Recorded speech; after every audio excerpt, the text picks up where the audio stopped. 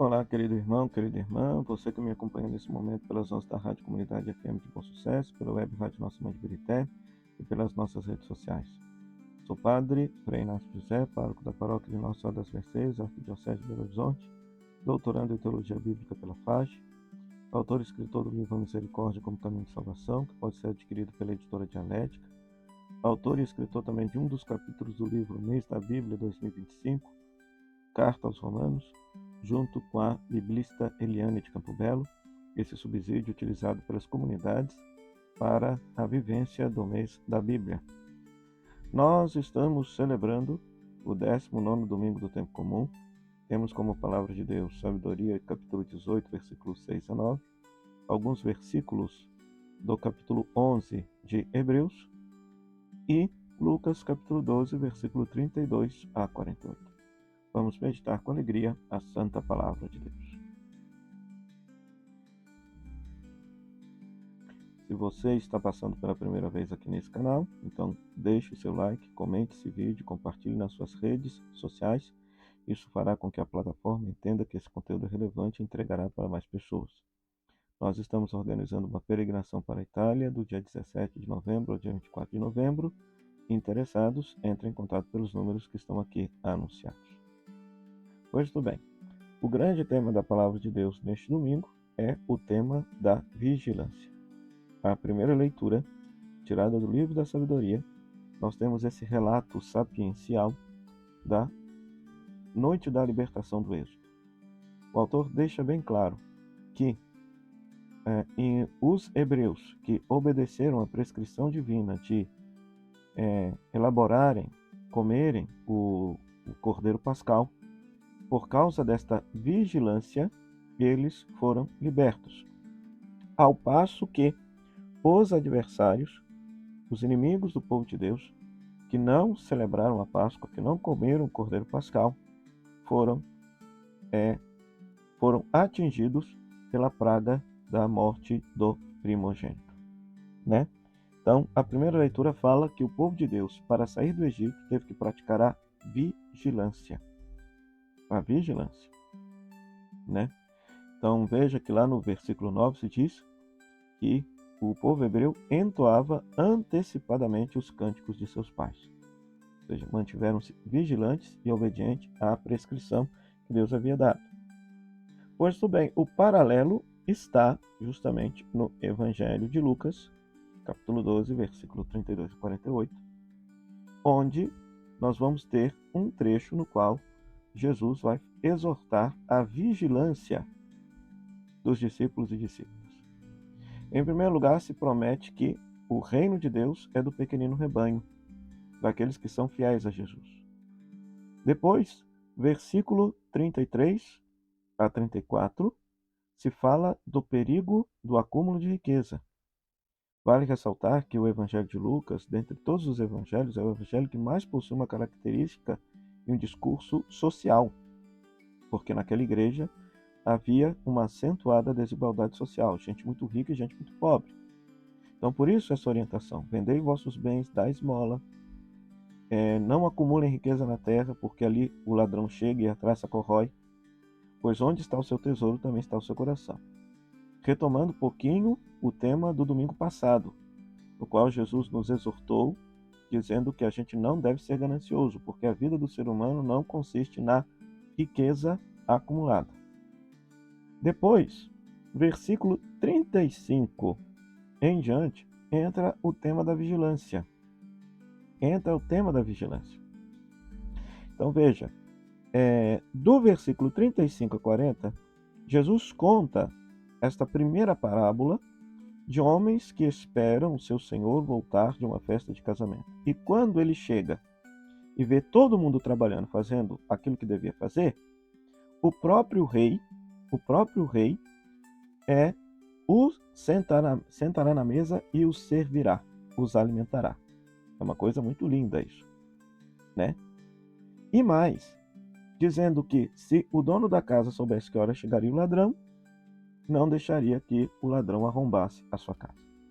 Então, o dia do encontro definitivo com Deus chega como um ladrão, chega de forma surpreendente. Ninguém sabe quando será o encontro definitivo com Deus, e por isso devemos estar constantemente vigilantes, pois cada momento pode ser um momento definitivo, pode ser um momento derradeiro do encontro definitivo com o Senhor, né? Então, essa primeira parte da parábola, então chama a atenção para a vigilância de todo mundo. Todo mundo tem uma missão, todo mundo tem o dom da vida, todo mundo tem uma missão a cumprir diante de Deus, e todos nós prestaremos conta daquilo da nossa vida diante de Deus, que é um dom, que é um presente que Deus nos concede para que a gente possa fazer o bem, o amor, a compaixão e a caridade no mundo, né? Depois do versículo 41 em diante, Pedro questiona se Jesus está contando essa parábola para todo mundo ou só para os discípulos. Aí, a segunda parte dá essa impressão de que Jesus está contando a parábola para as lideranças da igreja. Por quê? Porque se fala do administrador fiel e prudente, que foi incumbido de alimentar os outros no tempo certo, né? Ora, as lideranças da igreja, elas têm a responsabilidade de alimentar a comunidade de fé, se forem ministros ordenados, com o pão da palavra, com o pão da Eucaristia. Então, se o patrão chega e vê que o empregado está lá, ao invés de alimentar, ele está comendo, bebendo, embriagando, ele chega numa hora imprevista e olha que frase dura, frase forte: partirá ele ao meio e o fará participar do destino dos infiéis.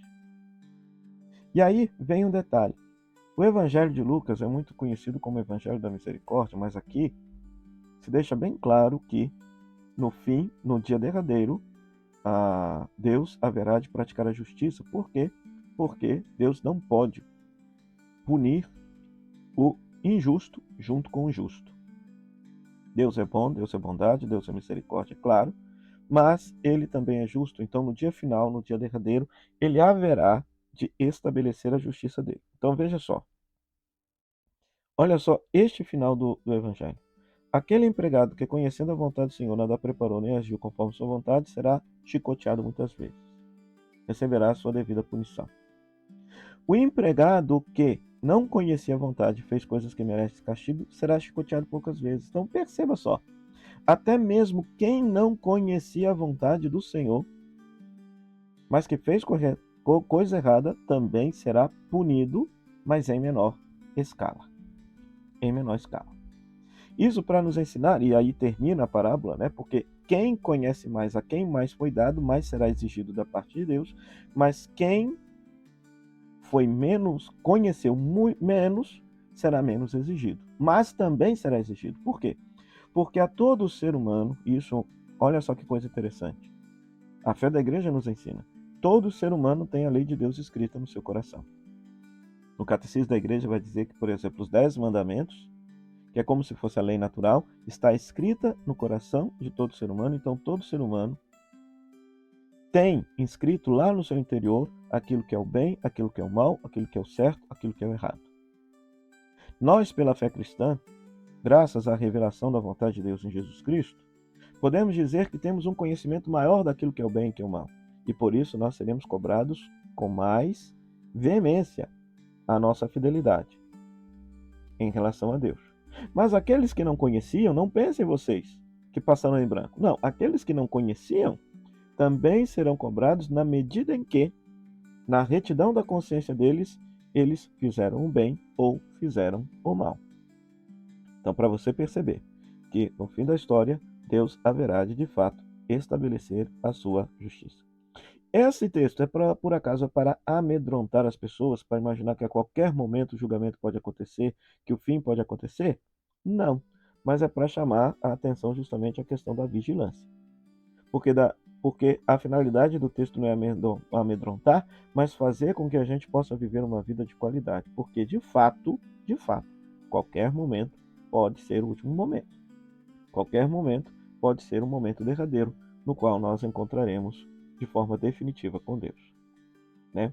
Então, e aí, veja bem, as coisas que aparecem aqui no texto, então, por exemplo, a questão do acúmulo de riqueza, a questão por exemplo, do que os servos estão fazendo, né? Os servos comem, bebem, espancam, são violentos, ou seja, comer, beber, embriagar-se, são coisas que de fato vão deixando a nossa vida afastada do absoluto. São coisas que distraem a nossa vida. Então nós muitas vezes gastamos a nossa vida vivendo coisas que são absolutamente fúteis e que não nos colocam realmente naquilo que é o mais importante, aquilo que dá o sentido da nossa vida. E aí, quando chegar o momento final e a gente ter percebido que a nossa vida foi vivida em vão, paciência, não há mais o que fazer. A segunda leitura nos coloca diante de um trecho do capítulo 11 de Hebreus, onde vai se meditar sobre o dom da fé. E a definição de fé: a fé é um modo de possuir o que ainda se espera. Então, fé é esperança. É uma convicção acerca de realidades que não se veem. E aí dá o exemplo de Abraão e de Sara. Abraão que caminhou para a terra prometida sem saber onde que era. Sara que, embora estéril, acreditou e, por causa disso, teve o filho. Abraão que, mesmo já velho, acreditou, esperou e teve o filho da promessa.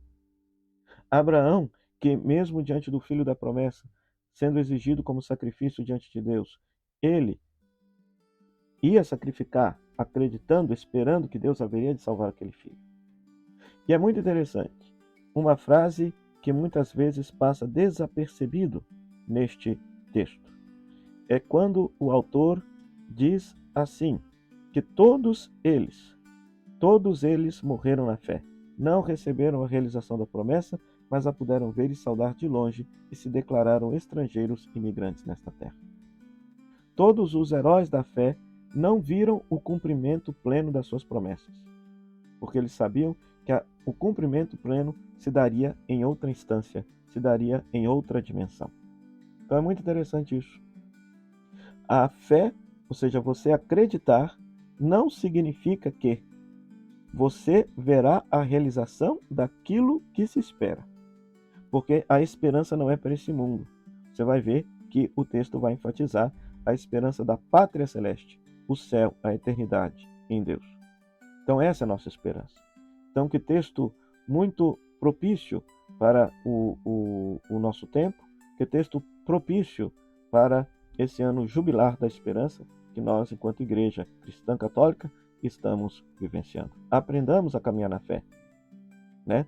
Na certeza de que a fé é uma esperança que nunca decepciona, mas uma esperança que de repente não haverá de se concretizar neste mundo, mas que com certeza haverá de se concretizar em Deus.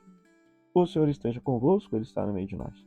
Que a bênção de Deus Todo-Poderoso, Pai, Filho e Espírito Santo, desça sobre você e permaneça para sempre. Amém. Meu muito obrigado à Rádio Comunidade FM, à Web Rádio Nossa Mãe de Birité. Minha querida saudação ao agora Santuário de Nossa Senhora do Bom Sucesso, a paróquia de Nossa Senhora do Bom Sucesso que foi elevada ao nível de santuário, que possa ser um lugar de peregrinação, onde as pessoas, ao visitarem a casa da Mãe de Deus, possam antecipar o gozo e a alegria que experimentarão um dia no santuário, no templo definitivo do céu. E se você, mais uma vez, tem interesse de participar desta peregrinação para a Itália no mês de novembro junto comigo, então entre em contato por esses telefones que estão aqui anunciados. Até o próximo programa, o Pão da Palavra, se Deus quiser. Tchau, tchau.